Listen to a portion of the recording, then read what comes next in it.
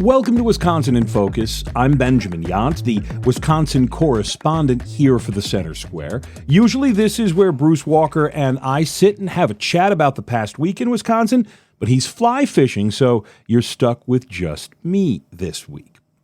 Two of the biggest stories in the entire year in Wisconsin came to a head this week at the Wisconsin Capitol. In fact, lawmakers were at the State House till late Wednesday night, putting finishing touches on some of the biggest legislative changes in years here in this state.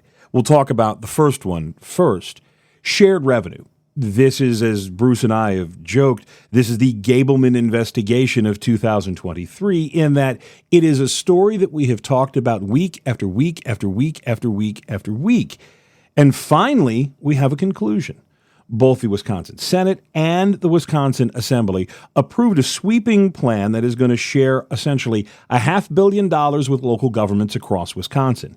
There is also a $1 billion increase for public schools and a massive increase for school choice in Wisconsin. The noteworthy nature of it is not that it passed, it was expected to. Republican leaders and Governor Evers hammered out an agreement. What was interesting were the number of Democrats who voted for the Republican-backed plan and the number of Republicans who voted against it. 7 Senate Republicans voted against the plan, while 6 Senate Democrats voted yes. The holdout Republicans did not like the lack of a referendum vote for Milwaukee's sales tax increase. Over in the Assembly, 4 Republicans voted against the package, almost all of them conservative Republicans. 12 Democrats voted for it.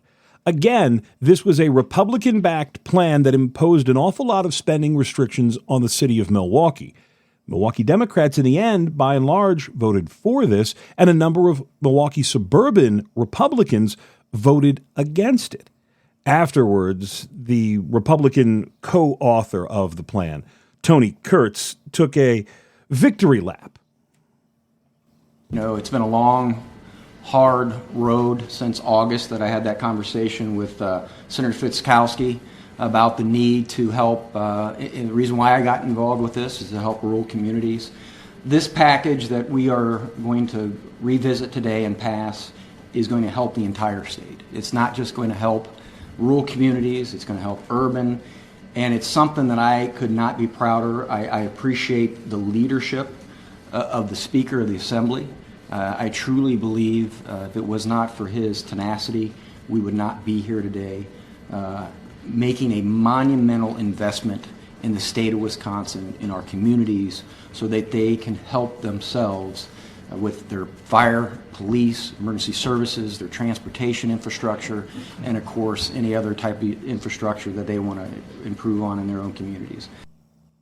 There's been a lot of talk since Wednesday night's votes about who won and who lost, and Governor Evers, Democrat, will claim that he won. He gets to share revenue with local governments across the state. That was his second biggest campaign platform. He gets to deliver $1 billion for public schools across Wisconsin, again, something he ran for re-election on. And he gets to deliver to Milwaukee and Milwaukee County sales tax increases, something that they have asked for years. Republicans counter that they won because of a massive multi-million-dollar investment into school choice. State Rep Sarah Rodriguez says that is one of the Republican agenda items that has been most elusive and one of the biggest victories in this shared revenue plan. We have always felt that empowering parents make the best decision for their children is important to all of us. As we know, in working in Milwaukee in the school choice movement, we know that parents choose to make a decision that is best for their children, and this proposal today helps to those parents continue to do that. We want all children to succeed, regardless of whether they choose to go to a public, a choice, or a charter school. And by passing this proposal today, what we're doing is increasing funding so that way we can close the gap between public, private, and charter schools. So it's a good day for education, and I'm very happy to support this today. Governor Evers is, of course, going to sign this law probably almost as soon as it gets to his desk. After that, though, there's still work to be done, and this is where we will continue to write this story over at the Center Square.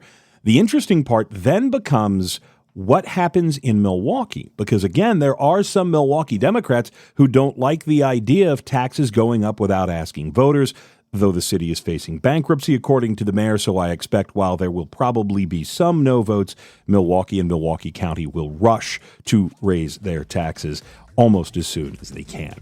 You can keep up with this story and more over at thecentersquare.com. Again, I'm Benjamin Yount, the Wisconsin correspondent for the Center Square. Please subscribe. Thanks for listening.